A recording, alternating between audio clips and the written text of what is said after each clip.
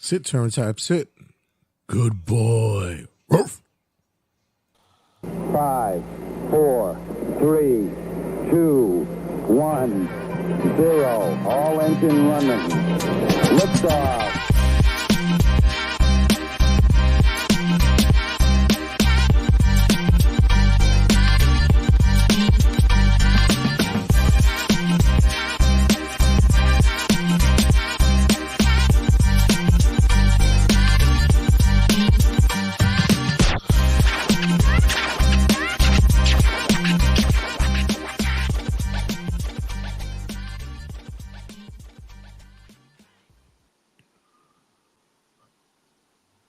So I figured I would let the smoke clear when let everything go away. Let me get this overlay out. I always got to find a way to balance this off.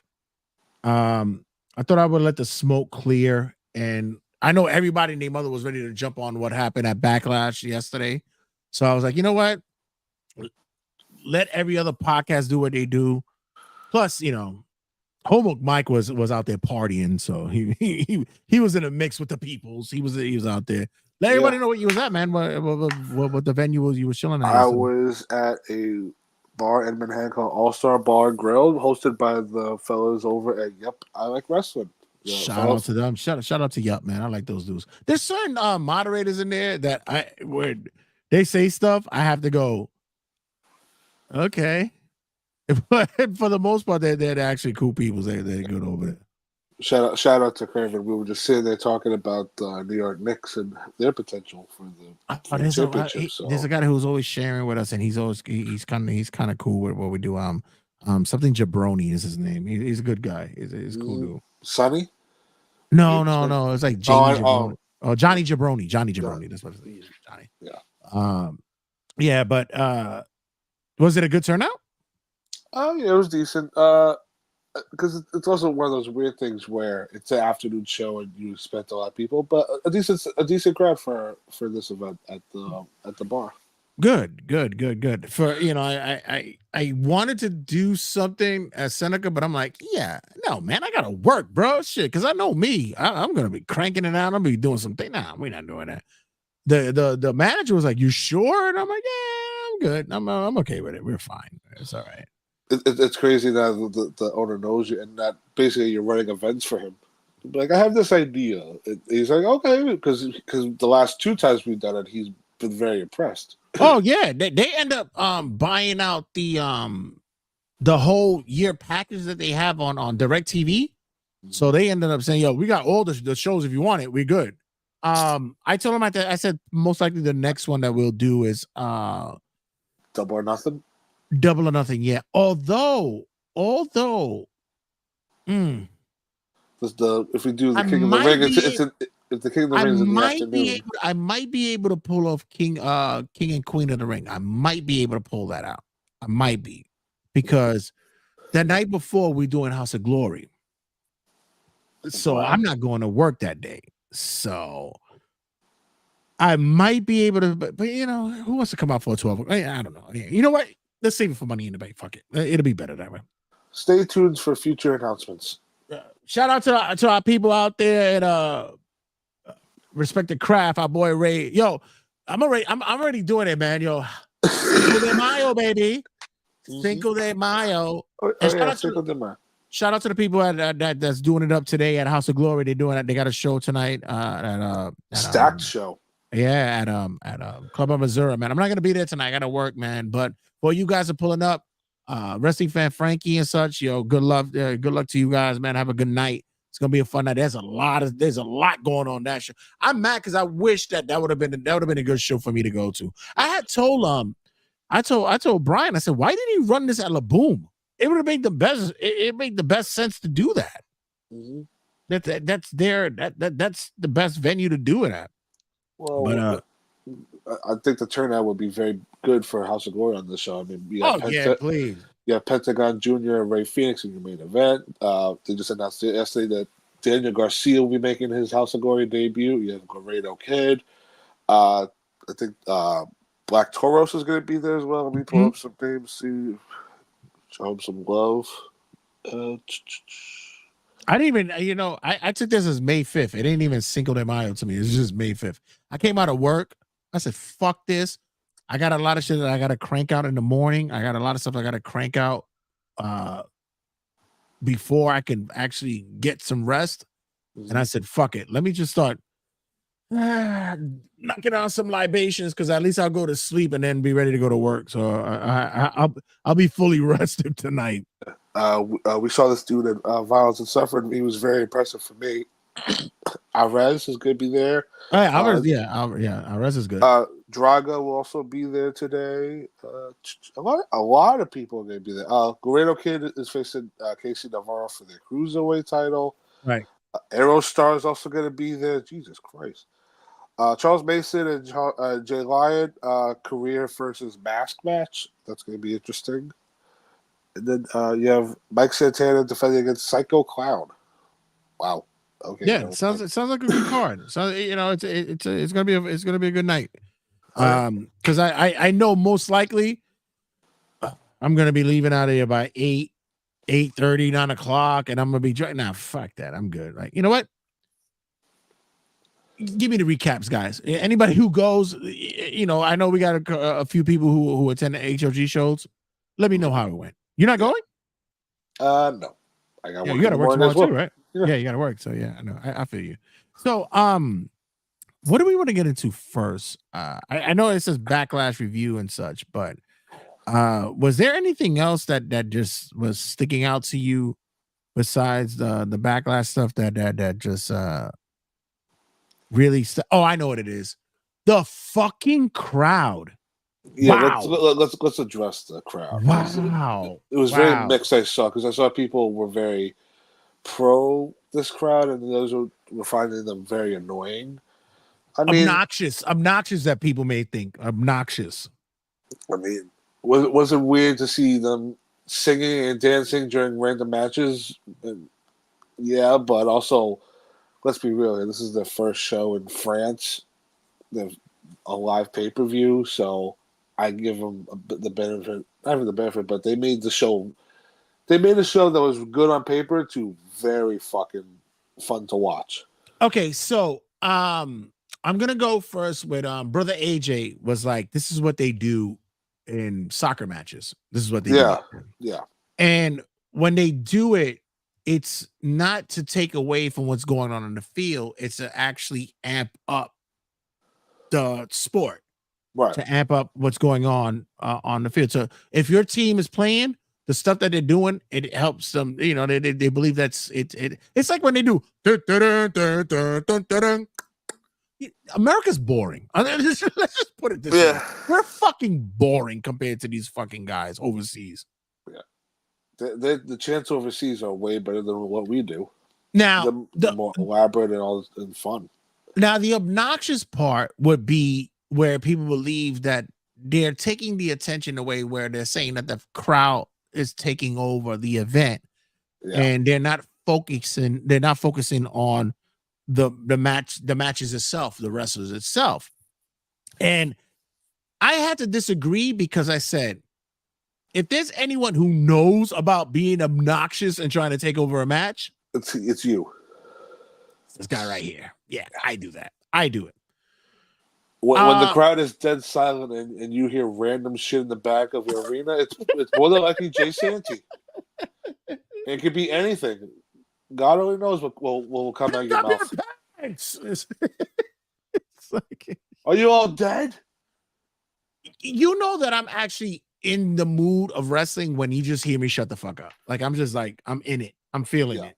Yeah. So, I think with them and the way that crowd is, I believe that that's what they were doing. It was more along the line of motivating the fans. And we saw it in certain matches, especially with the triple threat match with the females, that they were involved. Mm-hmm. Of course, they had to do the Bailey chant. Definitely. You knew that was going to happen. But for them to say that the decibel levels were so high that they had to what was it that they said? It was they said on SmackDown that they got alerts on their phone saying that The volume, basically, like the volume was so loud that it could cause like deafness. Well, Triple H confirmed where he said that in the gorilla position, they He couldn't couldn't hear even shit. talk. They couldn't even talk to each other. Yeah, So that's how loud it was in the building. And he wasn't upset. And you know what? Good. That's what you want. That's what you want. If this was Vince and Kevin on, they'd be like, turn that damn crowd down. Have Samantha Irvin tell them to shut up. Please, we cannot. No, that's what you want. That's the octaves that you want to go with. You know what? Also, France did yesterday. They pulled the Punk card to the next couple of shows because they're going to be in Saudi Arabia, they're going to be in Canada, they're going to be in Scotland. It's like your turn, motherfuckers. Let's see how loud you can be. Yeah, and I loved it because during the pre-show, CM Punk was so happy that they were doing CM Punk chants and he wasn't there. And he was just like, by the way, the pre-show team that they have are the fucking coolest pre-show team. I love them. It was Biggie and Punk, correct? Biggie, Pump, and I'm sorry, I didn't get Jackie her name. Redmond. Is that her name? She's cool. No, yeah, different chick. Different. Yeah, but she's cool. She's good. And I don't know anymore. They switched all of them around. I know, but she was cool. I think it was Jackie. And then when they have Rosenberg pop in, and they have Sam pop in as well, it's they're doing it from home. They couldn't make it to headquarters. It's so much better. But even still, the audio quality is great. The camaraderie, even when they're in studio and they talking to the feed in France, it was so. Yeah, I'm not throwing shade, and I it may sound like I'm throwing shade, but I'm not. But AEW, you got to step your game up. Your guys have been doing bad over there, man. And I only say this because, like, with the whole Tony Khan, we're the best company that does this and all this or whatever. It's like, this is apples and oranges, dog. Like you know, it's Renee and RJ City, right? That do the pre-shows for them. Yeah, and not to take anything, but I'm talking about the quality, the just the look. Like, it goes to show, like the last week on Dynamite, they had audio issues dropping and stuff. It's come on, you guys are a network show. You're 5 years in. Fix your audio problems. And mind you, it happens. We get it. It happens to everybody. But on a consistent basis, it just takes away from your bragging and boasting that you're the best wrestling promotion. It doesn't take it. But nonetheless, leading into what we were expecting from Backlash, we pretty much had a genuine idea that, in the most part, everything was going to be predictable. Predictable. We already had an idea of what title changed hands. Not One many, right? All the matches are going to be good. That was the one that was up there. The quality of the matches. What out of, not to say what was the best match for you or anything of that magnitude, but what was the biggest thing that stuck out that stood out for you during your viewing of Backlash? Aside from the crowd being loud as fuck, what really stood out? It was definitely the main event, honestly, because it was Cody's first title defense on pay-per-view, and AJ Styles, we know how great he is. It was very interesting to see how well they were going to clash for me, honestly. And then the triple threat. I knew Tiffany was definitely show what she has what she has right in the bag. But I mean, that Damian Priest, like a lot, like this is definitely the new era of the WWE where we saw a lot of new things. Yeah, pretty much. These shows are definitely at the old school NXT takeovers, where it's 5 matches and you give them a lot of time, and they definitely put a lot of work in. I just thought the look of the whole thing was It's captivating. There was no LED ring posts or on the barricade. It was just a simple setup with the entrance ramp. The one thing that stood out for me was when the wrestlers were coming to the ring, how they took in the crowd. Mm-hmm. Like it wasn't, get to the ring, let's get the match going on. It was even like a lightning bolt when Owens was coming into the ring and he took that pacing, that time to he took that all in. Shout out to brother AJ, because there's not many people that have the same love that I have for Kevin Owens. Like I fucking love Owens. Like I could always put him in that my rotation of top 10 wrestlers of all time, favorites, or even whatever. And whenever anybody asks me, like, who's your favorite wrestler of all time? And I say, I can't do that because there's always going to be a rotation. Mm-hmm. Bret is always there. Bret Hart is always on there.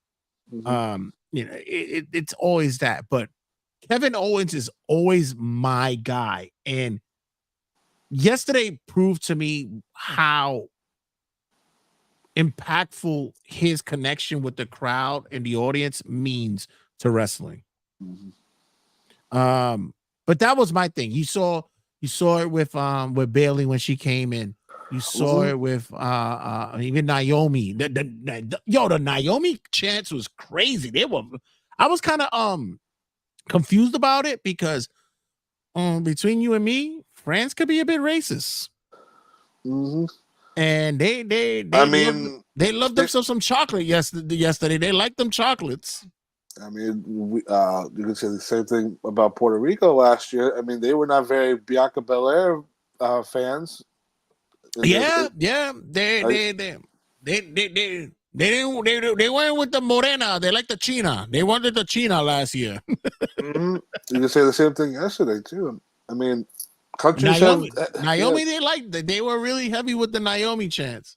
Yeah, I mean it's everywhere at this point, Jay. It's not new. Yeah. So let's get to business. So let's hit the rundown. So we opening up with the Bloodline versus Kevin Owens and Randy Orton.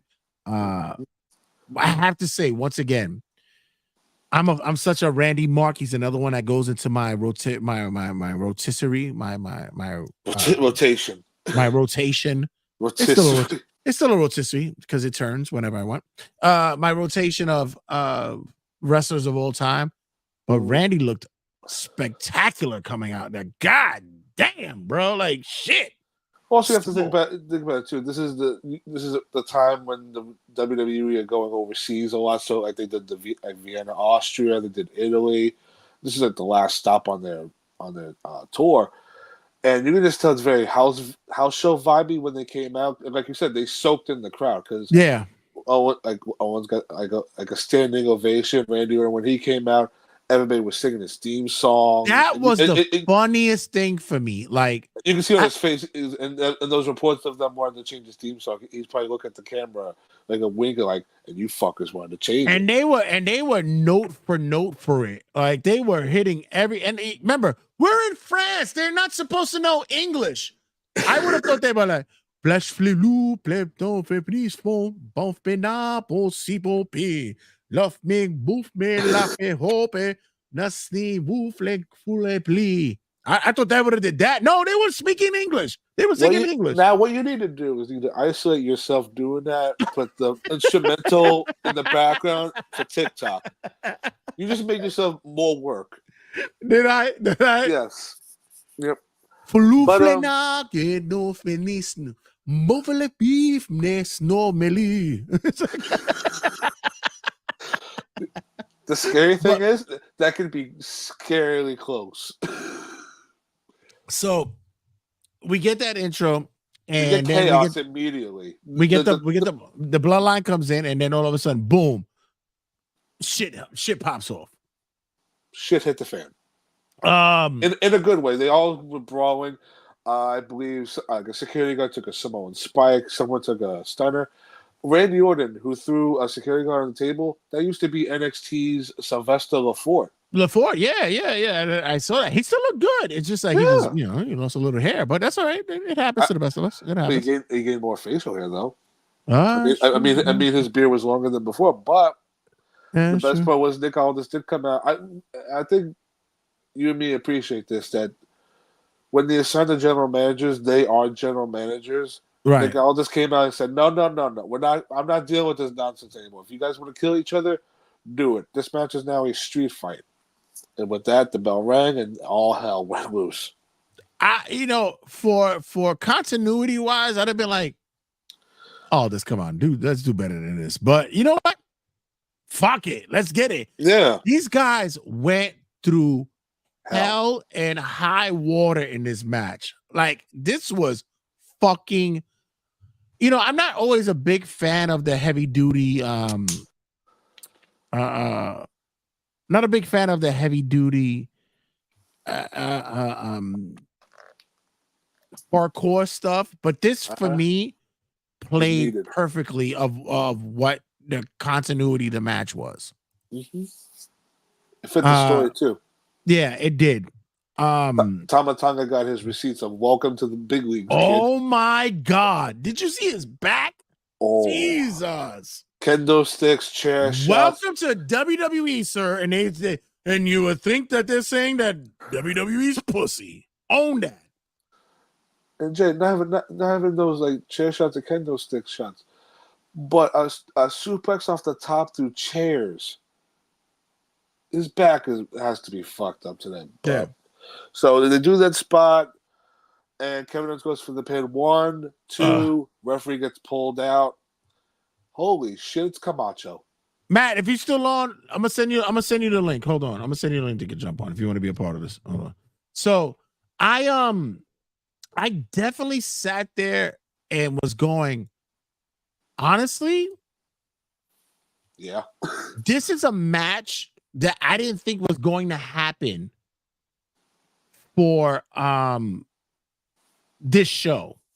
Mm-hmm. I thought maybe down the line they would have saved it for something more, but for them to pull it out today, like they did War Games early. Oh, okay. I was like, okay, yeah, let's get it. Let's get it. Yeah. So what'd you think of the? I mean, none of us, we didn't predict Tonga Loa was going to show up, but he showed up. I didn't want to get to that yet because I was more trying to go along with how I could sit there and say that garbage matches like Cornette would say it's a garbage match. It's one of those outlaw bullshits.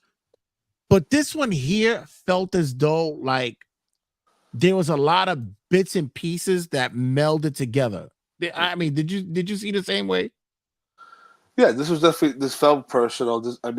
Going into this, you had the stories of Kevin Owens with his issues with the bloodline. Randy Orton lost a year of his career due to the bloodline. And you're going into this with Solo Sikoa just being this ultimate badass, and you have Tama Tonga, who a lot of the fans don't know, but do know who he's related to, but are not aware of like how dangerous this man could be.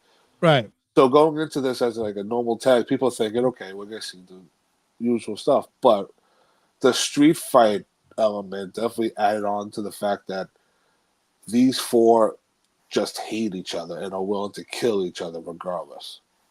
Yeah, regardless of the rules that they're given.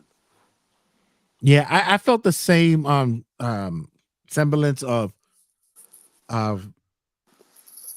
especially when it came to Kevin. Yeah, Kevin was putting it in. He was putting that work this time. He was going in. Yeah, and there was a lot of false finishes that occurred, especially when they happened with the RKOs and stuff like that. Yeah, but like we said, Tama Tonga put in his fucking work on this show. Like, yeah. It was a debut. Definitely it was a debut. So we didn't get the surprise, which is funny because everybody was waiting for Jacob Fatu. This is the best work that WWE's been doing for so far right now. Honestly, this is you think the other aspects of debuts and stuff, or the prolonging takes um a quick jump here, or a debut that is just lackluster when it happens. This is the best work right now because everybody thinks that the next pop was going to be Jacob. I knew Jacob wasn't going to go. No. I pretty much knew that he wasn't going to pop up because he has a criminal past, so going to France was not going to be easy, sirs. So we'll have that. We But should be kicking ourselves because it was probably like the most obvious thing it could have been, but right. But it was Tonga Loa. He was a little late though. Let's be real here. The Right. video shows he was late on the. Of course, and we put Olski in here, but he gives us the crotch shot pick, like the video. Olski's in the building, ladies and gentlemen. Hello. I wanted to call because my new favorite thing. I was at work yesterday while watching Backlash, and all I could hear in my mind was Solo Sokoa's new song. We get it on, motherfucker, every motherfucker. We get it on. Whatever that shit.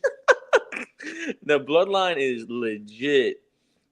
I'm more disturbed about that camera view. What the hell we got going on here? What is that? I literally woke up and I was like, yo, I want to join the conversation. I'm not on some bullshit here. Also, fun fact, I cannot join this on I can't join this on the web anymore. I had to download the app. So by the way, this is the best that you sound ever. Like honestly. Without headphones. Yeah, without headphones. Yeah, it sounds so much better without headphones. And he's about to ruin it by making cereal or do whatever the hell he was about to do. He's making oatmeal. Listen, I'm going to mute myself when I don't talk. But I want to be a part of this conversation because I think there's much to talk about Backlash. I think what? I'm waiting for the cat's ass to jump up in the video. That's what I'm waiting for. Nah, she's sleeping, man. She's sleeping. I think Backlash. I think this is an important pay-per-view to speak about because it's the first pay-per-view after the new era of WrestleMania, and I think there was a lot of questions of how it was going to be presented. I definitely was curious to see how the presentation was going to be, and I watched parts of it. I watched most of it at work when I was making calls and stuff. So. I wanted to jump in and just and join the conversation. I heard that we're talking about. You know what's the great thing about this is that I love the fact because I do want you to be in the conversation, but be a little bit more professional because I've seen you on your Disney streams. You're a little bit more professional in this shit. You're like I'm fully enclosed. I see your jowls. It's like you always like to seem to work better when it's your shit. That's not when you're true. back here at Turbo Tableau, you're weird. You make it weird, sir. That's not true at all. Also, code word, switch your shirt, sir. I'm wearing a shirt. It's just the camera. I want you to switch it. Okay. Oh, now we're naked. No. All right, we're good. All right, you're right. You win. How about this? You win. How about this? You win. No. It's just like there's like glare in my shit. I don't know, man. No. The glare is fine. It's just like I see you on your live streams on yes, TikTok. I'm out in public. Yes, I'm out in public at the parks. I woke up. Yeah, I woke up, saw you went live, and said, "Oh shit, let me join this conversation because I actually watched something." And you know what? Do me a favor, since you're so fucking big on TikTok right now, give a shout out to everybody on TikTok about Turbo Tabloid too. Give us love. I do. It was funny. My moderators almost blocked Red and AJ, but I was like, no. I'm like, do not do it. Because AJ and Red were like Red with no context. Red with no context comments. He comments, promote Turbo Tabloid, you ass. And my moderators are messaging me going, yo, who is this? And I'm like, no. He's family. Leave him alone. No. I wrote ass with the at and the dollar signs. And my moderator. Yeah, Mickey don't like that. My moderator May was like, "Who is this?" And I'm like, "No, he's family. Leave him alone." Oh, look at this! Big man got moderators. Ooh, on TikTok, bro, you have to. Wow, moderators on TikTok, bro, you have to. It's shit. So I was about to call you Jay, but Matt, now that you joined the discussion, we just got up to the part where Tonga Loa made a surprise appearance. You remember him as Camacho, I hope. I remember him on the bike. Yes, on the pegs. Yes. Yeah, they made a Mexican during that time. Yeah. So I want to start off by saying this. Besides the fans, because I think the fans hyped up most of the show, and I think that the presentation was great. It is very clear that number one, we're out of the PG era. Number two, every single match is more fight-like feel now, and it is. I feel like I'm watching UFC. Well. To be fair, there's small. I'm busy. To be fair, yes. Yeah. To be fair, I'm not saying it's a bad thing. Yeah. To be fair, for pay-per-views, yes, they do that. It's fine, pay-per-views. But on the regular shows, they don't do that. That fight feel. I get that. Hey, look at little. Okay, man. I'm gonna make some granola while we meet the kid. Is he gonna say something disrespectful? Because if he does, it makes a better show. Just talk. Just say hi. But I can't hear them. No, you could. Yeah, that's all right. You just wave. Just say hi. Just say hi to the people. What were your thoughts on Roman Reigns' match at WrestleMania? What are your main thoughts? Just say hi and then okay. Bye, guys. Bye. Absolutely. But so I know we're gonna get into that whole overall review of the show, but I did want to mention that that opening match with Solo Sikoa and Randy. That now cue the passing gas. Oh Jesus, Ephraim. Let me ask you something to you guys. And Red Mike have been in wrestling for God knows how long. Oh, who the fuck knows? Who knows? J50, me 20. Was that the best crowd you've ever witnessed? Yes. It's up there. It's up there. Red especially has been around the block. Red was watching wrestling when Hulk Hogan debuted because he's old. So I'll say this for a total event. It's it because somebody put up a poll in the group. Which crowd was better, Puerto Rico or France? And I checked France, and I said, but Puerto Rico's pretty damn close. So they were cool. They were good. They were good. As for man, it's always the I mean, what was the Clash at the Castle? That crowd was fucking great. Yeah. Even in AEW, the all in crowds, and they were good. Like but for this one, this was up there, man. So we talked about it. Did they hijack the show, Matt? The crowd? Yeah. France. No. In what way? What do you mean? Like in a bad way, or?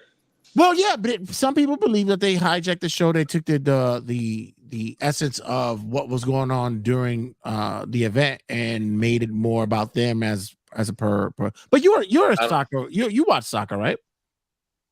Rarely, but I thought you were a soccer fan. My brother's a big soccer. Yeah, brother AJ's AJ. But you see the videos of people at soccer games just like taking a chance as they go. I think Triple H should be thanking that crowd because that main event between Styles and Cody, as good as it was, and as good as these other matches were, that crowd hyped up every move they did. They hyped up every spot that was done. I think there was a lot of audibles done during the night. Really? Because the crowd was so over. Look at Mayhem Championship Wrestling. You know, they make the point. It's good for the fans, and the European fans are always the best. And you know what? And I can't even argue that. Oski and I went to a WrestleMania event show out here, and it was a European show themed. It was remember we went. It was at Oklahoma, Missouri. Yeah. And maybe I was there too. And James. You were. Yeah. Matter of fact, you were there too. That was when Red was drinking beer with James Storm. I remember that shit. Exactly. Yeah. And Jay got very excited when Sonya lost the belt, but that's a different story. They had like 10 people from Europe that were in the crowd, or maybe if that. Yeah. And they made the show fucking great. We loved it. I was like, how the fuck you make up songs on a whim? Like, how do you do that? I want that talent. For people for people who are saying they hijacked the show, then what would you have wanted? Crickets? Because Triple H posted a video. His Apple Watch had a volume warning. Mm-hmm. That's what I was saying. That's we were talking SmackDown. about that. So there's no debate here. That crowd was, I think that crowd forced WWE's hand to not only come back, but I give credit to that crowd for most of the show being a success. But I'm not shocked at it though. I'm not surprised at it. But I'm not surprised at it. But let me tell you, the full singing, the it felt like big money matches. Like that main event felt big money. It felt like it was a big fight. Like I felt like I was watching UFC. Even volleyball. Mark goes, best chance come from Europe. Yeah, because they have a lot of time to do it when they're at the fucking soccer games, bro. And it's great. It's great. And before last year, when they went to Puerto Rico, I mean, when you talk about best WWE crowds, you have to think Money in the Bank 2011 when they're in Chicago, and then years before that, ECW One Night Stands, like those two pay-per-views where we, as a kid, and you listen to the grown men chant "Cena sucks dick," you're thinking, "My God, what the fuck?" But you know what's the other thing that it comes to me with this? It's like now they're ready. Not that they're ready because they've already had that audience, but they just were not. I don't know if they were not ready to move that way, or there was some kind of pushback of doing that. But the overseas crowds were ready for it. They wanted it. They were dying for it to happen. And when it pulls up and it comes to your town, these guys are fucking gonna lose their shit. This is why I said about when All In happened. Of course they were gonna sell out. I laughed because I'm like, whatever, it's good, they do whatever. But when I saw that they were gonna sell out and they sold the tickets they sold, I was like, okay, yeah, because those crowds are waiting for wrestling. When it becomes a special thing, when it becomes a special event, you make it known that you want more. Yeah. And I think the crowd last night made it known that they want more wrestling, and I'm not mad at it. I swear, I from that opening match. I mean, to circle back to that match, I was impressed with the entire thing. And you know what? The best part of this Bloodline story is it's Paul Heyman. All right. Before we go into that, I just want to go do a quick rundown of people chatting in as we get kept my attention going, of course, and that's the crazy shit about it because we'll go into the matches itself. Like we said, the first match itself was fucking. That's a curtain jerker. That was a big fucking curtain jerker there. Yeah. The crowd didn't even have to be a part of it, but we loved it. We wanted it, and that was great. Chokeslam's report. Mike, what he says? You had wrestling fan online complaining about this when in reality that's the way the U.S. fans should be acting instead of looking at their phones talking shit on social media. Oh please! I was saying, fucking America sucks, bro. Yeah, yo, there's so many memes online crying. The meme that made me die yesterday after the show was a guy crying, and it was like us knowing that we have to go back to WWE programming in the U.S. with fans saying what after every. But even the worst part for me is like I'm sitting here going is like there's only parts of the country that will do that. New York does that. Chicago will do it. Philly's assholes, but they'll do it. Boston has their moments. You know what I'm saying? Also, but Philly, shit.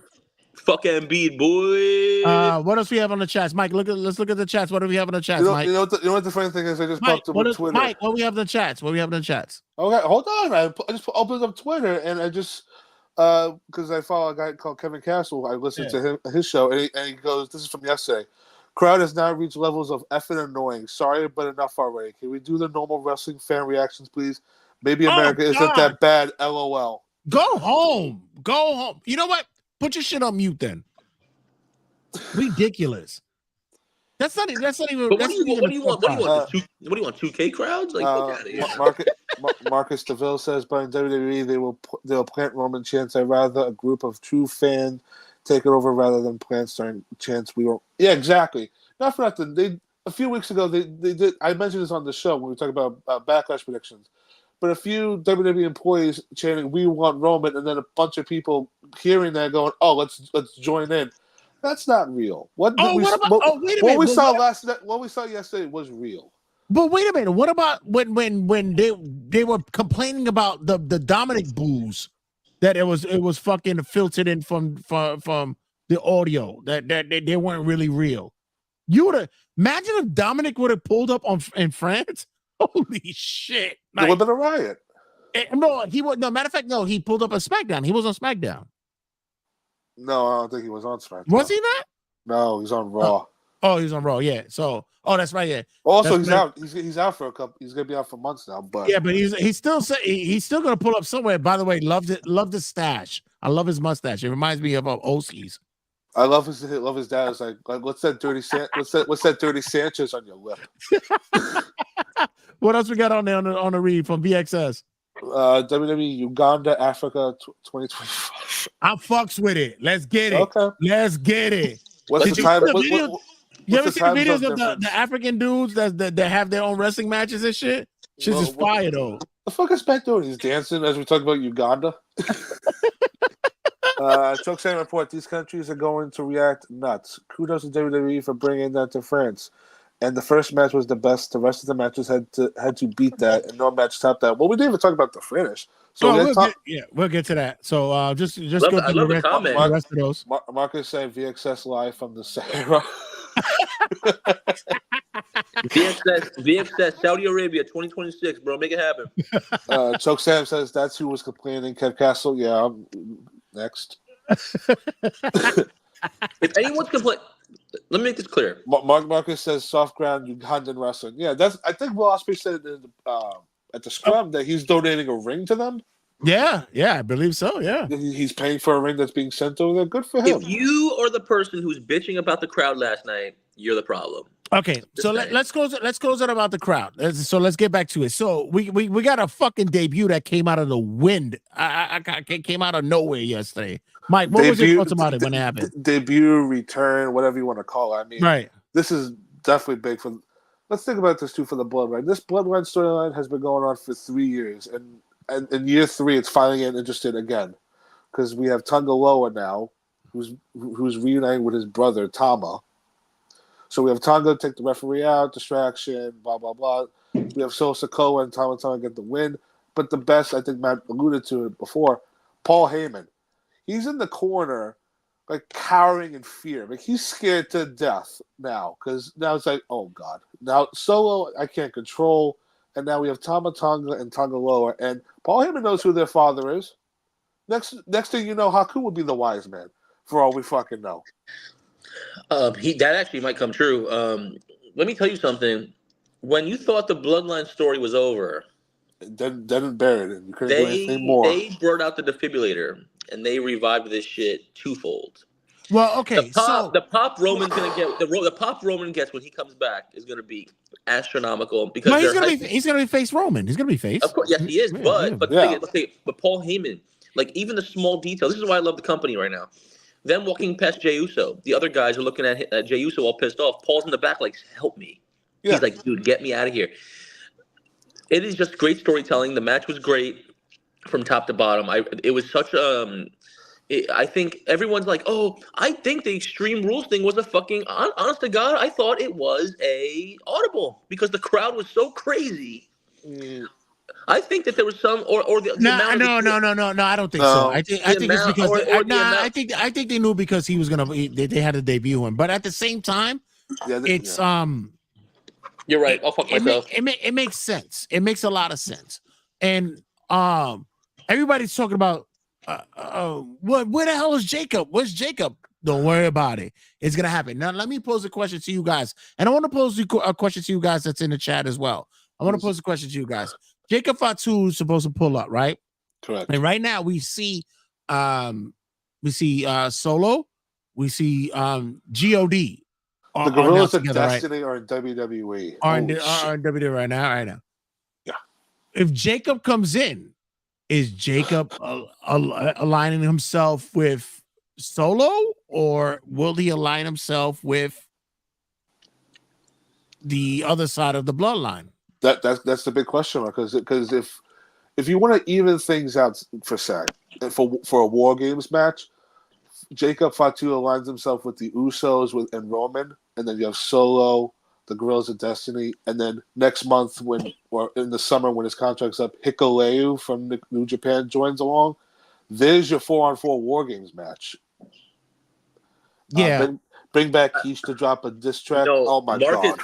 Mark is not playing around. Let me tell you something. The final chapter of this feud is gonna have Rikishi and fucking Roman's Uso sides, and Haku's gonna be on the other side.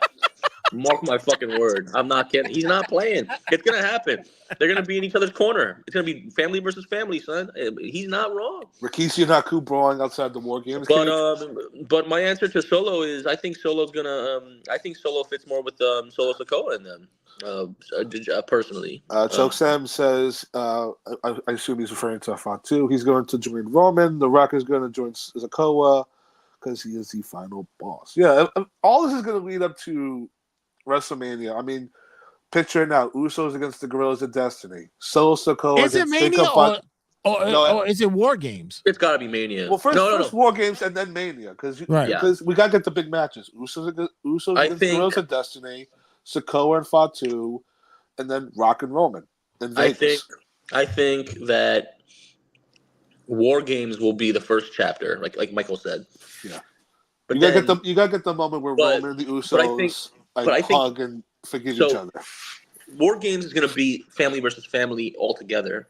Yeah, and I think WrestleMania it'll be split up into 4 different matches or 3. I think it's gonna be Roman versus Rock, Usos versus Guerrillas of Destiny, and I think it's gonna be probably Solo versus Jacob. Yeah, like I said, and that's gonna be like it's gonna be like a war. It's gonna be a Bloodline WrestleMania night. Night 1's gonna be Bloodline, not the entire thing, but most of it's gonna be, or they're gonna cut it in half, whatever. But I think that's gonna be the final story in Vegas. I think it's got to be. Roman and Rock would main event night 2, and then the other 2 matches would be on night 1, like to set the pace. So let's get to the next match. We had we had the triple threat for the WWE Women's Title: Bayley versus Naomi versus Tiffany. Wait, what? This was not bad. Fuck off! Fuck you. What? Next, you sexist asshole. Wow. Anyway, the next match we had was. Wait, Matt, you want to join us and you want to talk? So why skip this? Explain. I'm just being a dick. I miss when Red used to do that. No, I love this fucking match. Tiffany Stratton continues to show she's a future star. Oh my God. And it shows that Naomi going away for a little bit and coming back she got better. A fucking star. And the one who looked bad in this match was Bayley, I thought, but not in a bad way, because if you're looking at a race of track stars, and the 3 people in the race are the top 3 in the world, she came in 3rd. I just thought that Tiffany and fucking Naomi were amazing in this match. This match was designed to make both Tiffany Stratton look great, Naomi look better than what she used to be, and that was what Bayley's role was. The whole Tiffany doing the cartwheel onto the Alabama Slam spot, when she did outside, I thought if she was going to continue doing the cartwheel around the ring, that shit would have been funny. Tiffany Stratton is a future multi-time women's champion. She has what it takes. She has the look. I think. Boo the mook. Yeah. Yeah, that's you. I think Tiffany Stratton is going to be what they wanted Mandy Rose to be, but Mandy Rose couldn't do. No way, hell no. I think that on the main roster. On the main roster, I think she's way. I'm not saying in terms of talent. I'm saying the gimmick. He's saying what they want Mandy to be. Tiffany's going to be. Yeah, like the foo pink. Tiffany Stratton is getting pushed too quick, but if they're going to give her another shot, Bayley, it should be 1-on-1. Well, Henry, we've said on the predictions, Tiffany should win the Money in the Bank and change that thing to a purse. Have her walk around with a purse. Absolutely, I guarantee you that's going to happen. Mike is right. I'm going to put my chips in my Monopoly money in that one. Yeah, it should be like a Hermes bag or some shit. That should be fucking cool as shit when they do that. Well, that would be still the gimmick of this new chick in NXT, isn't her gimmick holding a purse? Whatever her name is, this she's good too. I don't know her name. Santina Morello's daughter you're talking about. Is that who she is? Yep. She's doing like the prom queen, like pageant queen, like the skirt, like she wears the skirt and get the purse. Yeah, that's the daughter. I don't see anything wrong with that. Yep. Yeah, I don't see anything wrong with that. I'd knock it down. I mean, I think also think of the Kiana James. She's going to Raw. She has like a business woman in it. But with Tiffany is like, remember like the first few months, like it was like, oh, she's like horrible, but now it's like she's gotten way better. She knows what she's doing in that ring. Naomi, like we said, she took a sabbatical away from WWE. She's perfected her craft. But Bayley, yeah, she didn't look that good. And then she got the biggest reactions in the match. But, yeah, she did. Yeah, that's what it was. Yeah, she ate that up.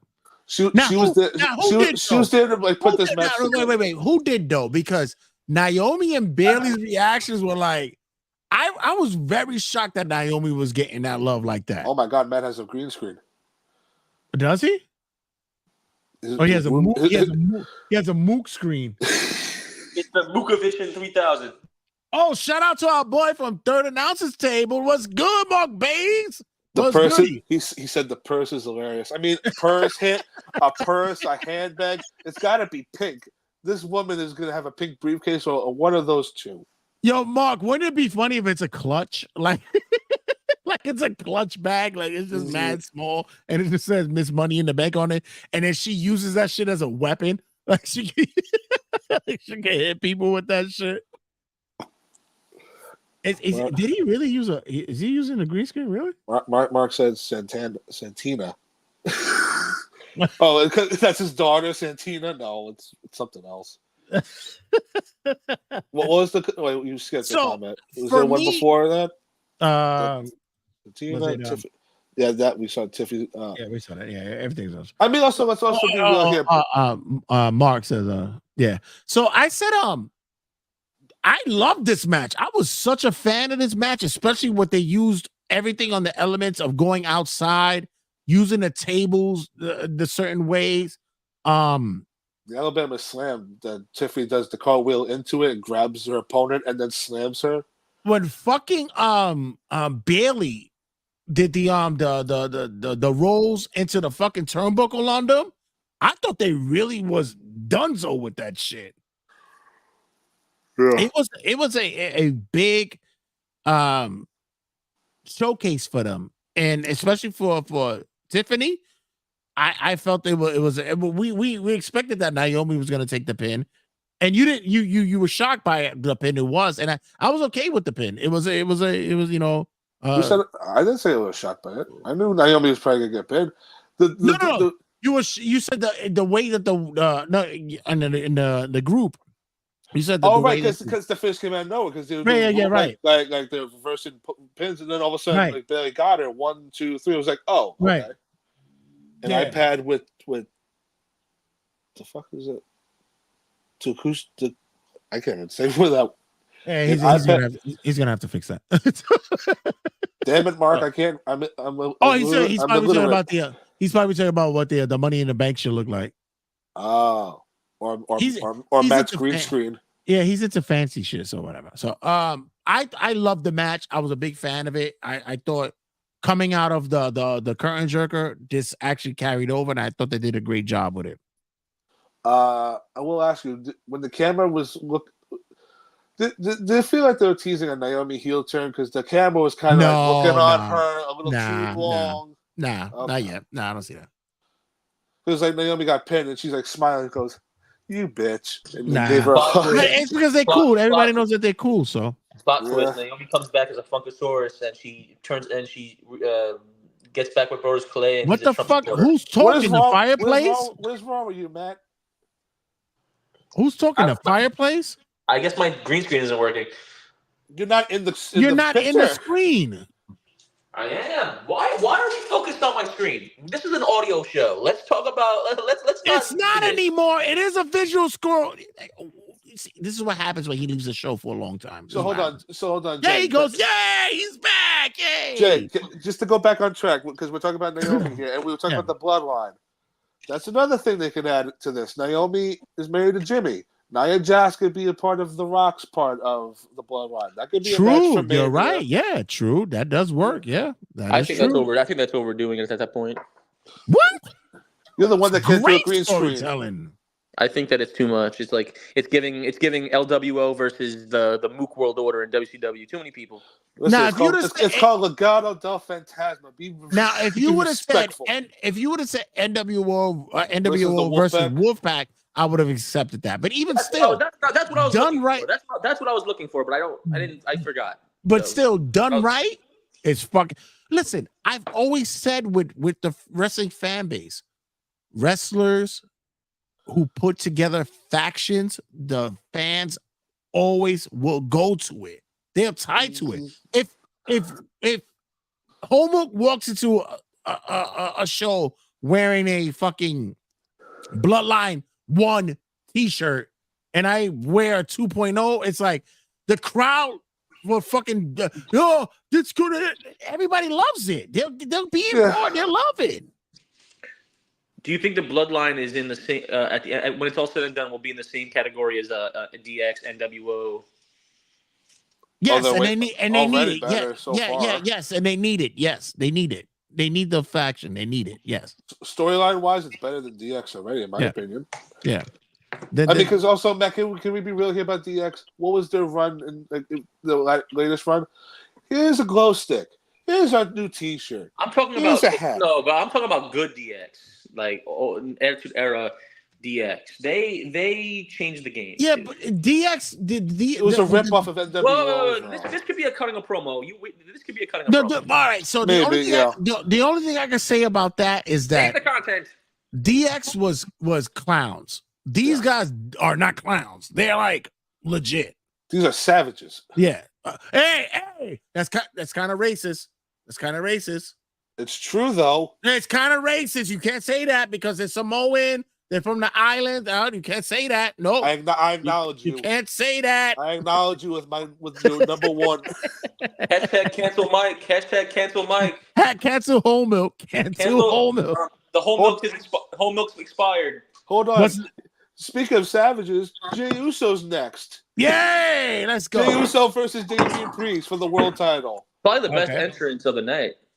Jey Uso's entrance? I mean, it's either that or Bad Bunny's from last year.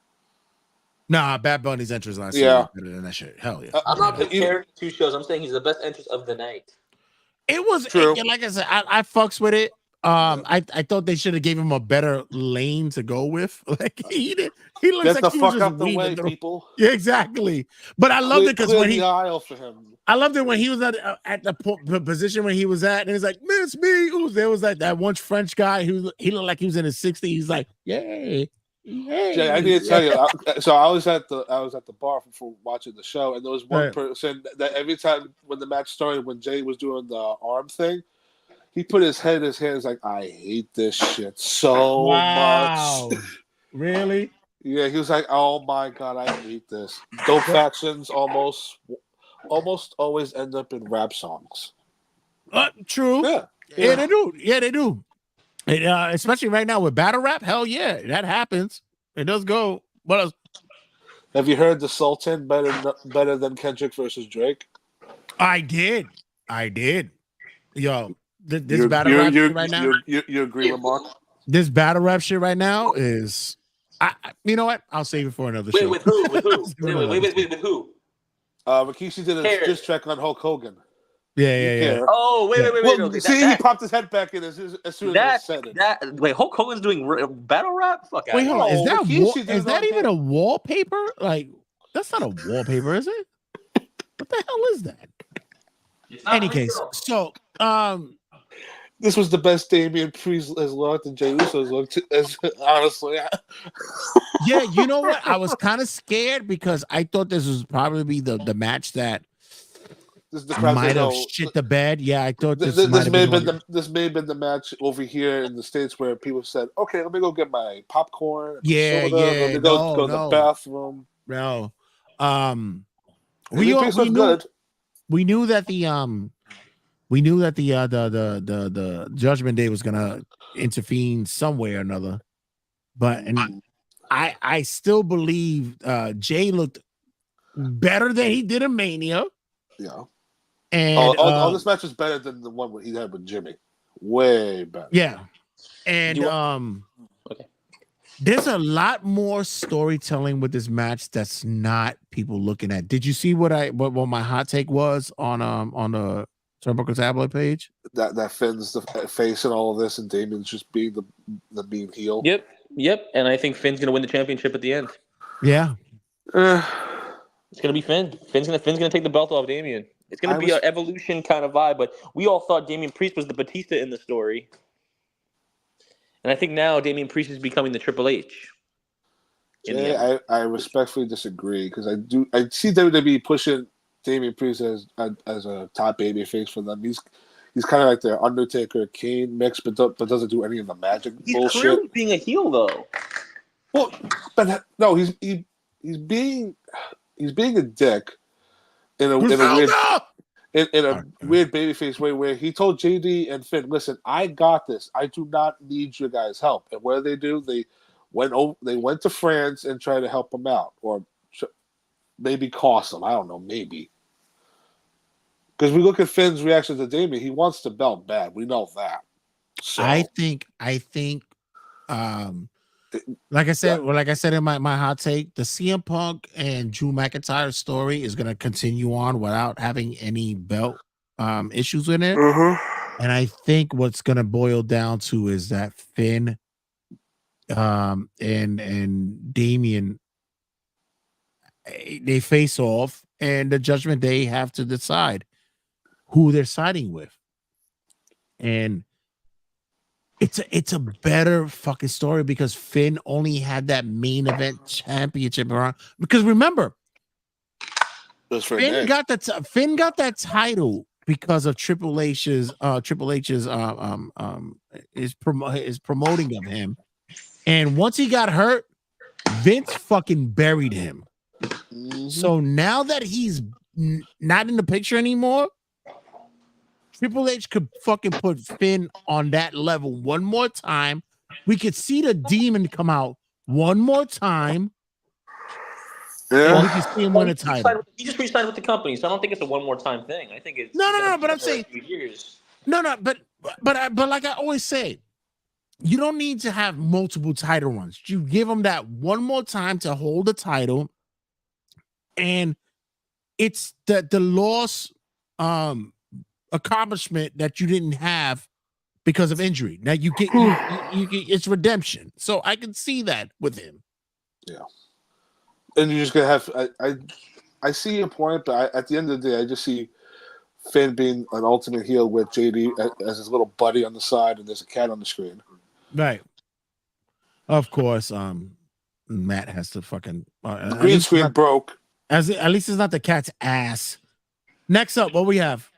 I don't know if you want to bring this up now, but they showed a QR code did pop up. Okay, so let's talk about this. Matt, what do you think about as an avid or like you tune in from time to time? Have you been paying attention to the QR codes? And I think it's very clear that to have a faction at Firefly Funhouse 2.0 or whatever with the White Family 2.0. Yeah. I'm sorry, but Mark said my cats are cooler. Get that out of here. I have a better pussy than you. I think. I also want to note something which I'm pretty disappointed in. The fact that Braun Strowman is now not included in this faction, or maybe he is, maybe he's not, is disappointing.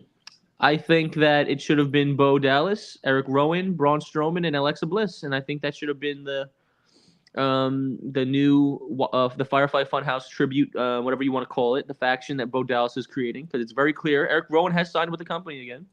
So Mike, you want to explain to him? So these QR codes are for Mr. Bo Dallas, aka Uncle Howdy, for his return. Yeah. So the QR code that popped up for the briefest second last night had led us to a phone number and a voicemail type of thing. So what'd you say? It brought you to the. I was being an idiot. Go ahead. Sorry. Moron. I sent the link to Jay. If Jay wants to play it, let him play it. Yeah, I'm gonna see if I can pull it. Hold on, I'll pull it up. Go ahead. I'm gonna talk about it. Go ahead. I mean, the QR codes. Funny, I said this on the predictions, but I didn't listen to one of them before, and I tried to show my nephew. He got scared shitless. So I win worst uncle of the year so far. It's or it's creepy imagery. It's the typical Bray stuff. So I'm very worried about it when they do show up on TV. I want to ask the roundtable this. Yeah. Do we think that Bo Dallas has what it takes to be a top dog in the company? That's the big question. And also, we also add that can Triple H capitalize on it? I hate to sound like the negative person in the room, but is Bo getting this because of Bray, or is Bo getting this because he deserves it? Okay. So because I'm assuming he's a big dog in the company. This is not going to be a stupid. This is going to be the final testament. This is going to be like a real deal faction. So I want to know if this is going to be worth it or not. Okay. So for me, all he is the puppet master. Yeah. Doesn't he? He doesn't need to be heavy the lead. Oh. He's the puppet master. Yeah. If he's bringing in the 6, as he says, there's a lot that you could play with. Braun Strowman would be the muscle for all that. But he was or he'd be the world champion in the group by default. Right. I would like that, but wouldn't you keep him off TV then? Who? Well, Braun's already back on TV. I know exactly. So the point I'm trying to make. No. You could bring Braun back for that. Yeah. Braun will be the one that gets drawn back into the fold. Okay. Remember what they did with Alexa Bliss? Yes. Braun gets brought. That'll be the storytelling for that. Yeah. You get a good tag team with either interchangeable. Right. You could do that. Eric Rowan would be the creepy muscle dude, and then you have Alexa and Nikki Cross who could go for the women's tag belts, and one of them respectively can go for the singles belt. Right. Marcus said there's too many Brauns in WWE. There's Braun Strowman, Braun Breaker, and Bronson Reed. even if he is getting this because of Bray, it's still deserved because it allows Bray to live on in Bo. Right. Mark, and I'm happy that they are continuing Bray's creativity in the game. I want them to do this right. If I were to, like, I agree with Mike. If I were to have a dream faction for this idea, it would be Bo, Eric Rowan, Braun Strowman, probably Joe Gacy, right? Yeah. Joe Gacy and like another partner. I don't know if Joe Gacy had a partner in NXT or whatever. Dexter Lumis would be the default. That, but I don't want like 20 people. I like the 6. So let's think. Why 6? Bo, Rowan, Strowman, Alexa Bliss, Joe Gacy, and partner of choosing, and that's it. And Nikki Cross. That's the 6. Uncle Howdy's say he's a separate entity, but this is the QR code that played yesterday. If you went to it, you heard this. You think you're so close to finding him, but you don't even know what you're looking for. He's not what you think. He just wants to help. That's all he's ever wanted. He opens up his arms and makes you feel like you matter, like you belong. He doesn't change you. He reminds you.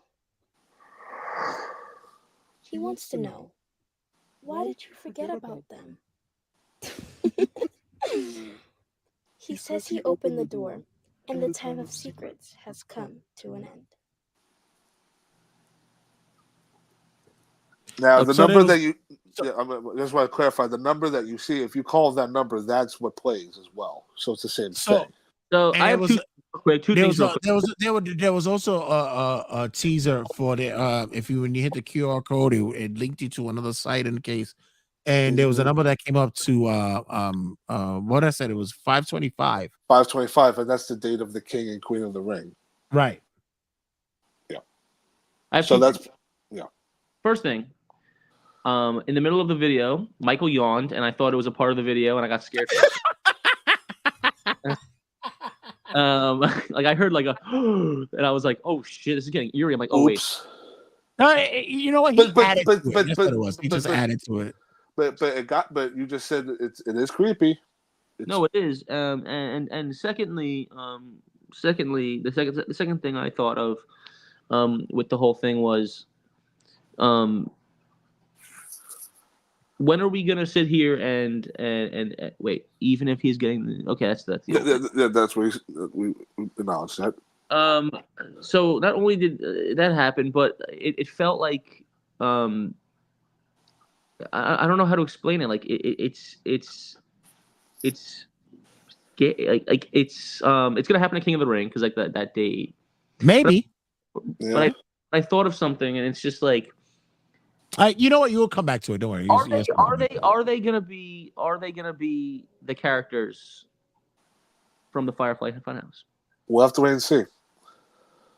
Are you, Mike? Are you excited for this? I'm very worried. I'm wary. I'm going to say worried. I'm very wary about it because for the last couple of years, where we've seen like the Fiend, the Firefly Funhouse, there's been so much praise and criticism for it. Where the praise is, if you're a horror fan, you love this shit. If you're just a pure wrestling fan, Bray was the worst wrestler we've ever seen. All the criticism or the negativity was towards him. Where as a fan of Bray, I just felt bad because Bray was creative and he was trying to be different. But in this day and age of wrestling, is he, like I posed this to Jay like a year ago or 2 years ago when Bray initially returned, but is the era of spooky nonsense over? Because when the lights go out, it still gets a pop, but the idea of like people disappearing, people doing magic, like complete 180 the idea of the company is going right now. I will say they are very not doing more. But back in the day, you had your fireballs and like the lights would go out. But I think now the Bray being Bray, this will be the exception to the rule. All right, guys, we got to move along because I want to make sure that we cover. We can take that to like Matt said earlier. We could do that cutting a promo for that. So what else we got? We had women's tag title match: Kabuki Warriors against Bianca Belair and Jade Cargill. This is where I'm gonna go piss at. And mind you, because I was upset with this match because I really have to go use the bathroom. But at the same time, I do have to say that Mike and I was so hoping this was gonna be like Jade's debut. This was a coming out party. Yeah, and it was like, you know what? You guys take it over. I'll be right back. So. Go for it. I didn't watch this. I was busy at work, So Jade Cargill still needs some work, and what do I mean by that? That the only two good spots that she did was a springboard that she did from the apron to the inside against Asuka and Kairi, and then she did that whole flippy thing with Kairi moving her around in the air and then getting her in position for the Jaded. Those were the only two good things that Jade Cargill did in this match. The other things that she did was she got kicked and she got punched. She was not selling a damn thing. She was just standing there like a statue. So she did nothing, basically. Yeah. But you know what?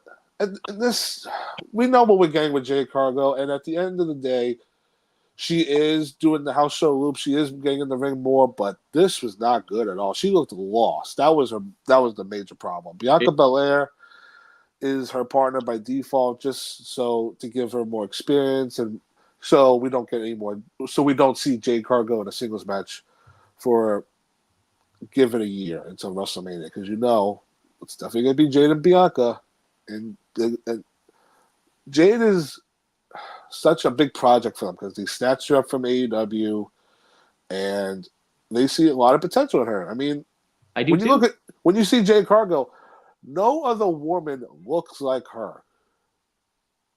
Well, I think they know it's a long-term project, but at the end, if she ends up being somewhat decent, this will be all worth it in the long run. And the only way to get her to be good is, I think, WWE did the perfect move and paired her up with probably the best in the company. So I mean, it works in my opinion. It works. It gives her time to work with someone in the ring, gets her more comfortable with a partner. I think a lot of the time in wrestling, when you start off, I think a tag team definitely gets your feet wet and makes you feel comfortable with someone in there. You're not alone. Right. And just because she's garbage now doesn't mean that she'll be garbage forever. I think that there is time for growth. I'm going to give it a good year, and I'm going to see what happens. I'm not going to be the negative. I'm not going to be negative here. I'm not going to do it. I think that there's hope here, and I think that she has potential. Like you said, Mike, there's no one who looks like her. So what is WWE? WWE is not only a sport, but if you have that look, if you have that rare look where if you look into a room of 100 people and you go, no one looks like Jade Cargill, you got to go. Got to put her on television as quick as possible. She's not young. You got to throw her on there as early as possible to draw numbers, and I think they're using her developmental time on camera, and I'm okay with that. As long as it's not a disaster where she's injuring people, I'm okay with it. By the way, the brick background looks better for you, bro. Yeah, it's Puppet Show vibes. I'm cool with it. Yeah, Mike, what does Mark say? He said that Brown Magic's been wrestling forever. It was something about how Undertaker passed the torch to him. I get that, but again, like when it came to all of that stuff, there was so much negativity that you made as a Brave fan. For me, it was like when you point out the flaws and like all the bullshit, like this kind of sucks. Well, it looks stupid now.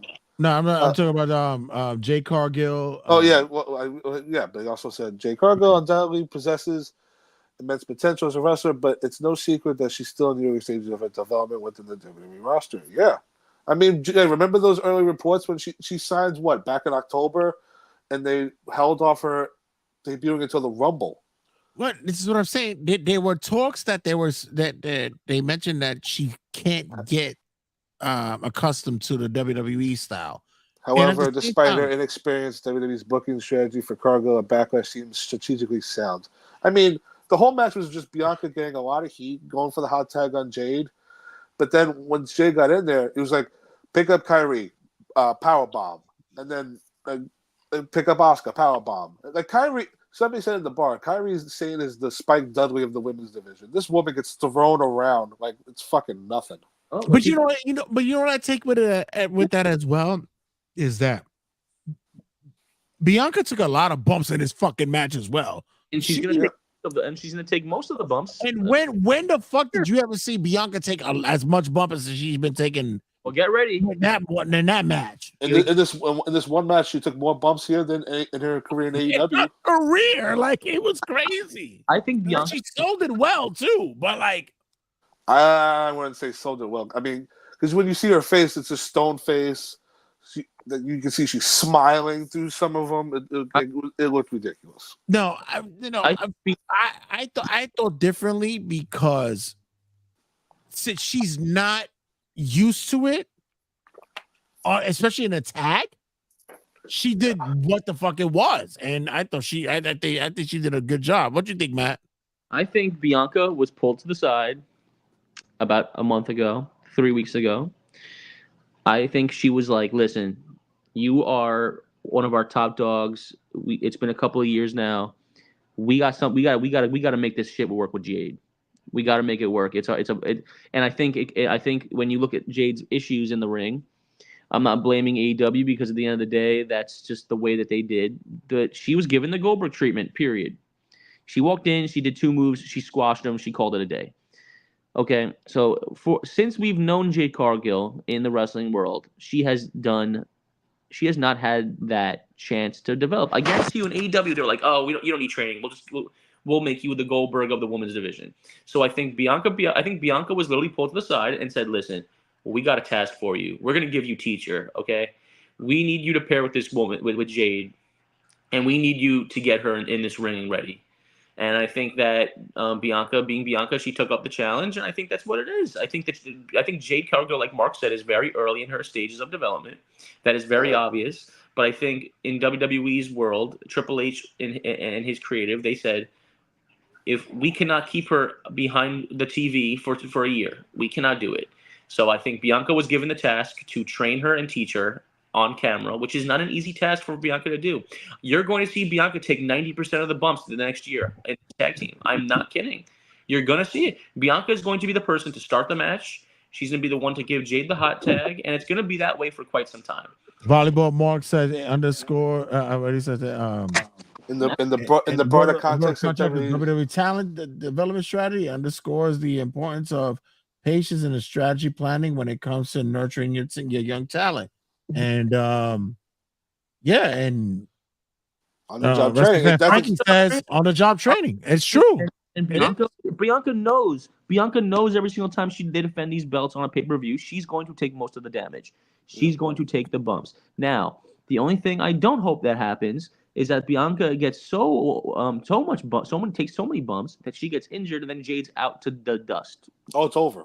The whole tag team experiment is over, and Jade goes singles. So this project will be Bianca training Jade, and when they finally see that Jade is ready to be on her own and have enough training, and when she's ready, which I hope y'all understand something, she might not ever be ready. Some people just don't got it. So I'm gonna tell you, and I've said it numerous times, and I'll say it to this day, even for I guess the consistency that I have for her. Yes, she's a beautiful woman. Yes, she has a physique. Yes, she's athletic. Yes, she has the possibility. But not because of this match, not because of what she did in Mania, not because of everything. I still believe that she is like a newborn deer coming out of the fucking wound. She cannot get the whole schematics of wrestling. She can't. Mm-hmm. Like I said, when they gave her the 2-minute run to I was like, yeah, they made her look good, and that's what WWE does. But now you got her on a big platform. She's got a fucking show. She had those 1 or 2 moments, especially when it was the double team stuff, and when she fucking stiffed Kyrie, I was like, shit, maybe. And like I mentioned, when she got in position for the Jada, where she was like throwing her up in the air and catching her, yeah, that was also, and the crowd gave this match like a "This is awesome" chant. I mean, fuck you. What? Not for nothing, Kyrie. I was like, crowd, shut up. No, but not for nothing. But Oscar and Kyrie fucking saved this match as well, though. They had some spots on there. They were with pros. They usually don't do. We are watching in color Qui-Gon Jinn and Obi-Wan Kenobi. Now, does Obi-Wan Kenobi turn into the Jedi we know? No, but like it is the Padawan and the Jedi. And we need to we're gonna find out if she's good or not. Because if Jade Cargill ends up being as good as we hope she is, she's going to be a multi-time champion, and she's gonna make it. But it has to be done under Bianca's teaching learning tree. Which, by the way, fuck that entire thing in AEW. That's why I don't watch that product. The fucking learning tree. Learn this dick. I hate that shit. It's so stupid. Chris Jericho needs to retire. All right. We go on a different thing. I just want to say that. Let's go through the other comments quick. What is it? Mark said pairing her against the right opponent is crucial at this stage of her career. It not only allows her to gain valuable in-ring experience, but ensures that she's learning from seasoned professionals. I mean, she's in the ring with 3 of the best women's wrestlers on the roster. And Mark, you sound great. Mark, you sound great. Mark, you sound like you're in a meeting. This is great. Man, what about you? You sound like a fucking 20-year pro before the whole Star Wars analogy. And then Marcus goes... I didn't mean to sound corny. It's just true. And then Marcus said, who can guide her through the nuances of the craft by placing her in matches against opponents who can complement her strengths and help mask her weakness. I mean, Jade has her presence and her strength to her advantages, and Bianca does, like we said, mostly of the work. But now they are the women's tag champions, and now they are technically allowed to go on all 3 shows, so we're going to be seeing a lot more Jade Cargill. If you don't like it, suck it. Let me ask you this. Do we know how many times Jade was in the ring before her debut in AEW? Honest to God, do we have track of that? Because I guarantee you, it was none. So it was 0. She was given she was given, but she has 0. She was training with Lance Storm, and then they hot-shotted her on TV with Cody, Shaq. Lance told her 2 moves to get over. Okay, it wasn't a start to finish match. She is green as goose shit, and it's not her fault. It is just the way it is. When you have a look like she does, you're pushed on TV.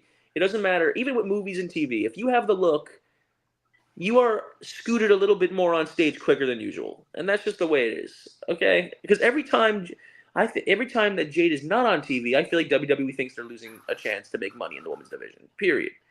So they are pushing it forward a little bit faster than it should, but I'm okay with the on the job training if it works out. If it's bad, If it's bad, hold on. If it's bad, if every week we're seeing her probably injure someone, and we're seeing it, and if it's clearly bad, where we're all cringing, they're gonna throw her off TV. This is her chance to try to on the job train, and if it doesn't work out, then it's up to Triple H to pull the fucking curtain. It's on the job train, and also yank the cane. Shout out to JD who sits there and he says, I can't be the only one who isn't a fan of the Force Belair Jade team up. And I'm like, I get it. I understand it. I understand what it is. Way to do it. But at the end of the day, it's gonna face off to them meeting each other. Yeah, it's gonna be Mania in Vegas. So that's gonna be the big marquee matchup. And exactly. Matt, this is for you, Matt. Read that.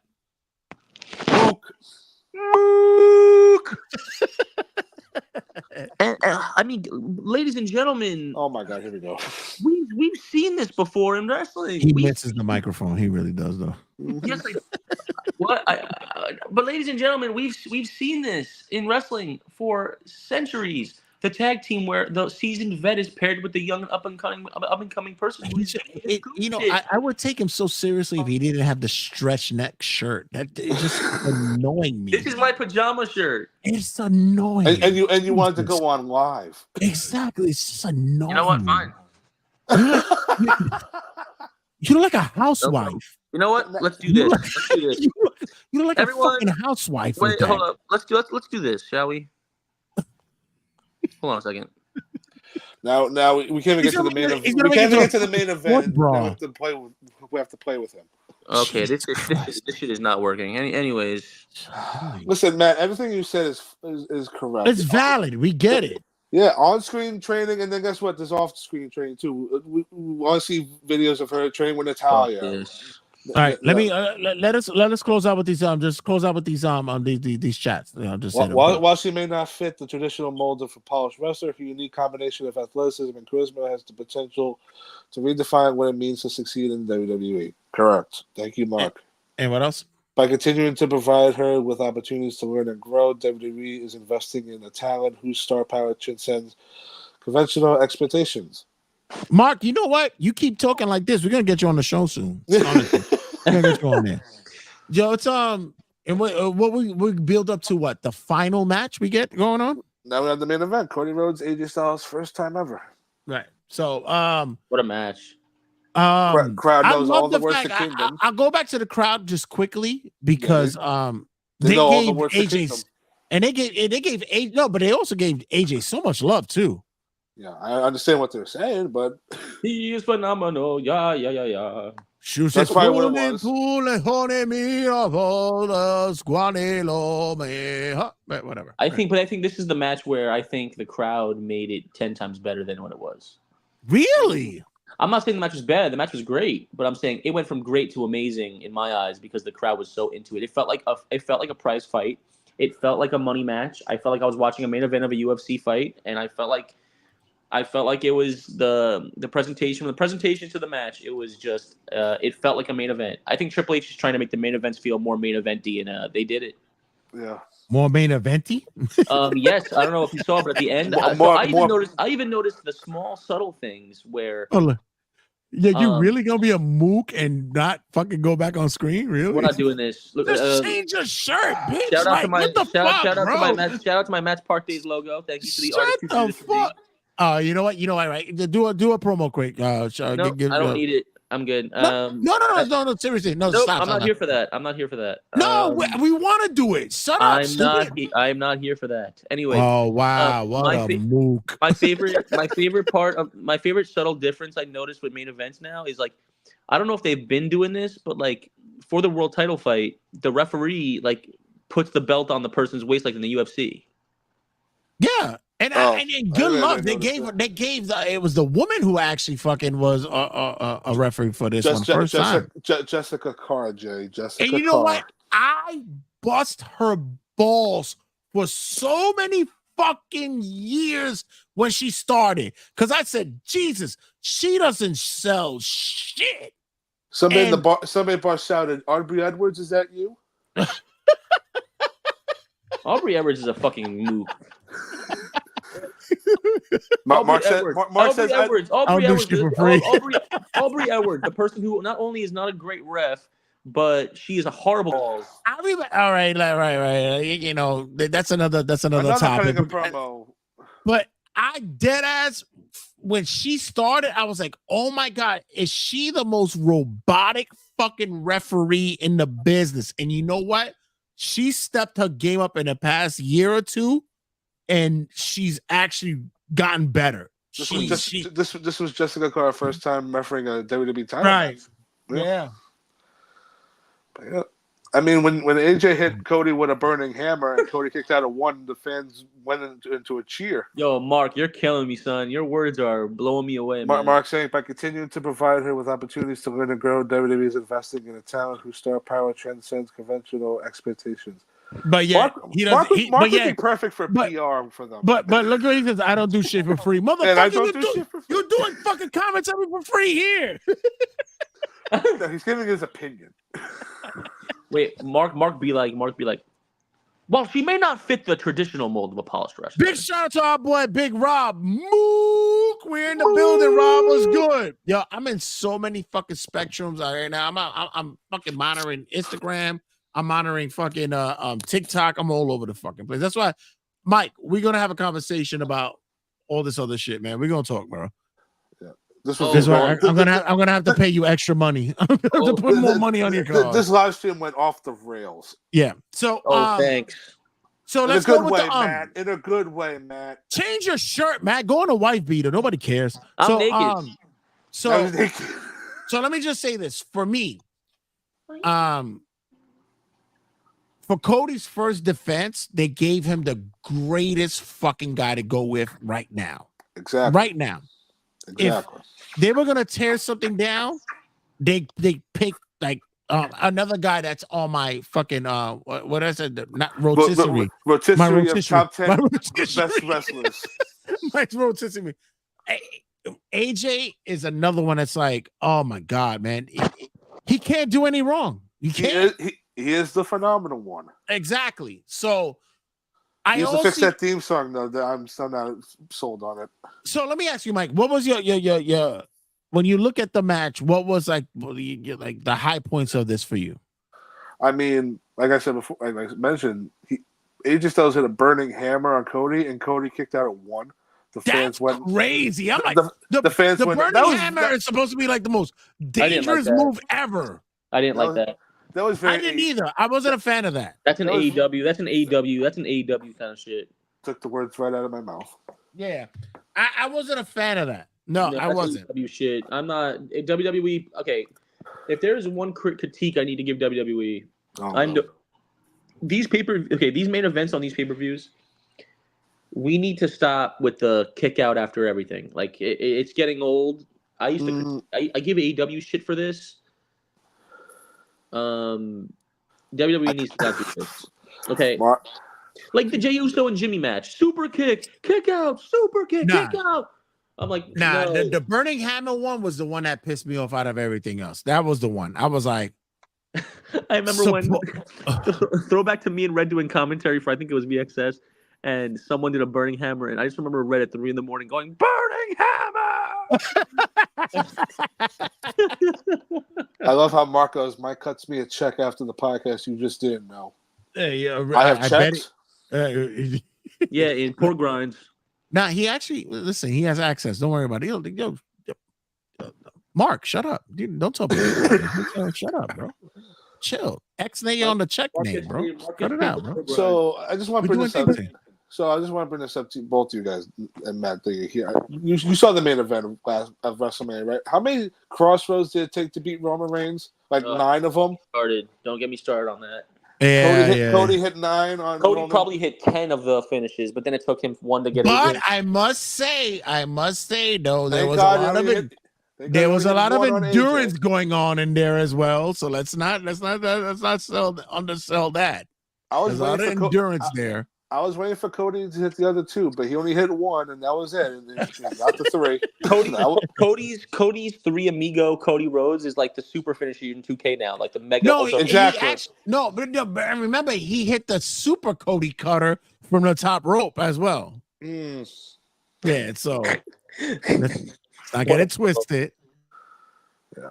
I can't believe he's a bitch. He actually hit himself with his fucking pregnant wife shirt, and he hit himself. Well, look He's at me such a now. bitch. I have Figment in my hand, and I have a Mets hat. And We heard you kissing something. God only knows what you were kissing. shout out to the. It was my cat. AJ? Shout out to my shout out to Backlash, man. Let me tell you that. Red, let me ask you a question. I want to ask Mike this too, Sure. if you guys don't mind. Does the main event of the show is there anything you guys noticed in the product in the last since Triple H has been here in the main event part of the show that is a big difference in what we've gotten in the past? Definitely.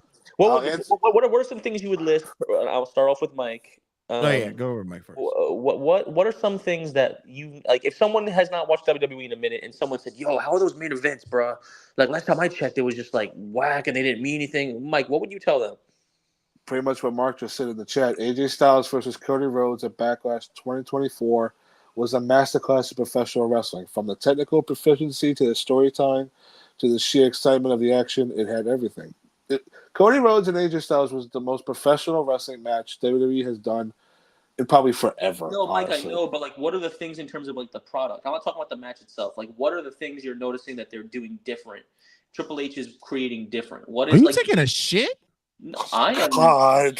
I am not taking a shit. I am in my kitchen. So, Oh, okay. Because it seemed like an echo that was going on. I thought he was taking a shit. You're just mad you can't see my cute face right now.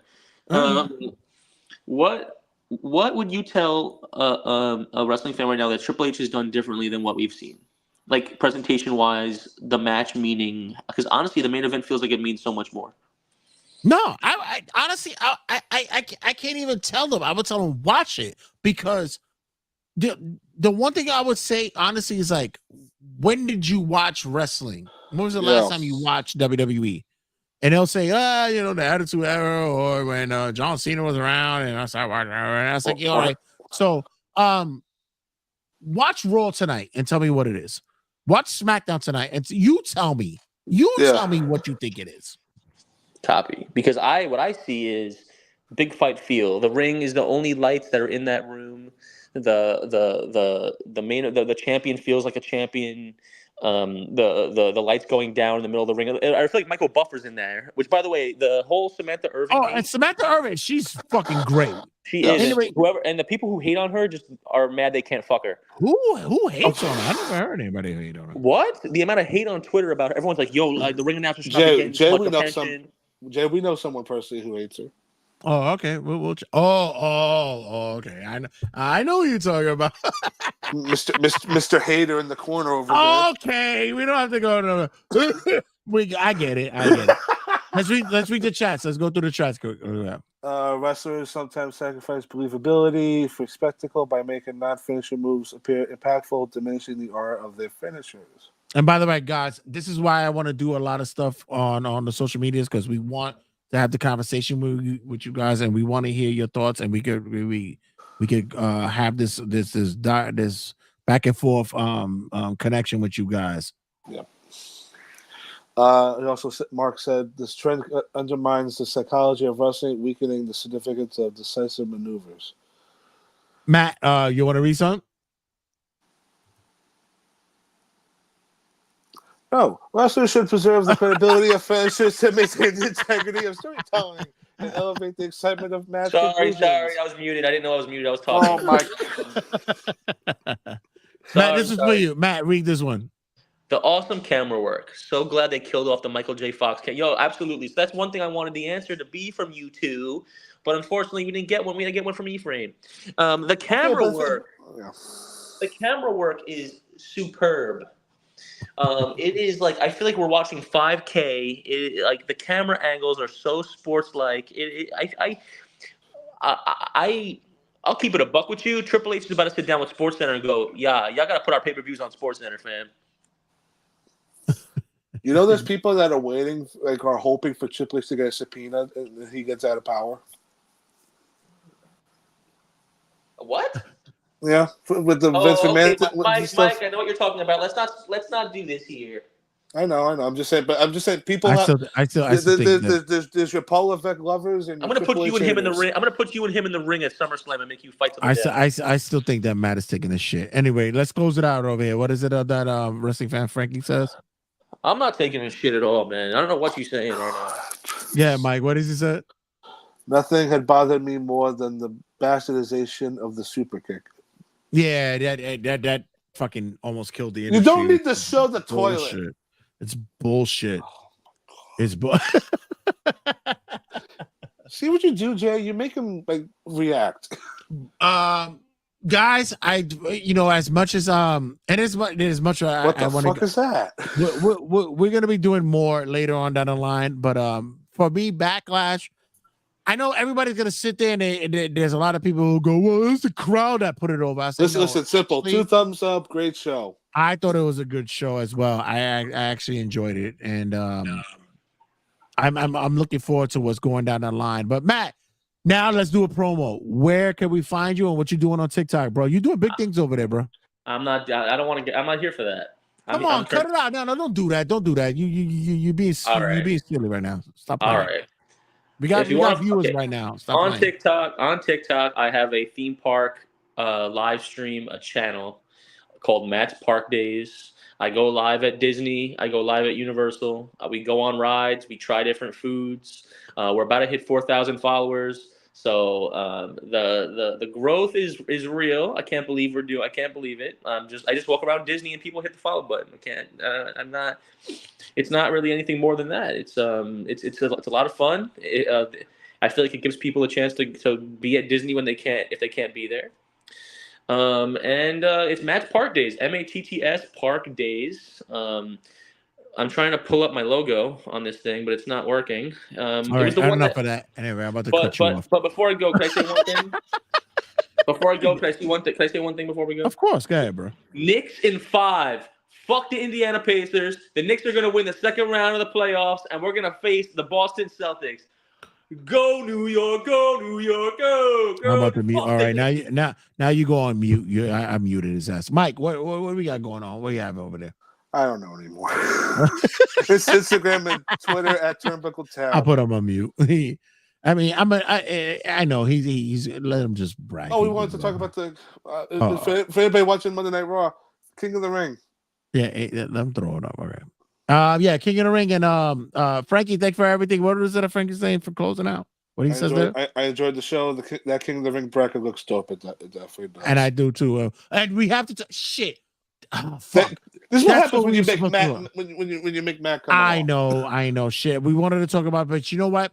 We'll catch up during the week. We'll catch it up, man. Yeah, we'll talk about it in full. We'll talk about it in full when the SmackDown bracket comes out. Exactly. Look at Matt talking. All right. We'll do the New York chant. For you guys, thanks for checking in on the live stream. Love you guys, and make sure you follow us on all the social media outlets. We're doing more of the socials these days, man. Definitely, and get the podcast. Red. Please do some love. What? Give TikTok some love, man. I'm on it. That's what I've been streaming on it, bro. I know, but you gotta. I'm telling you.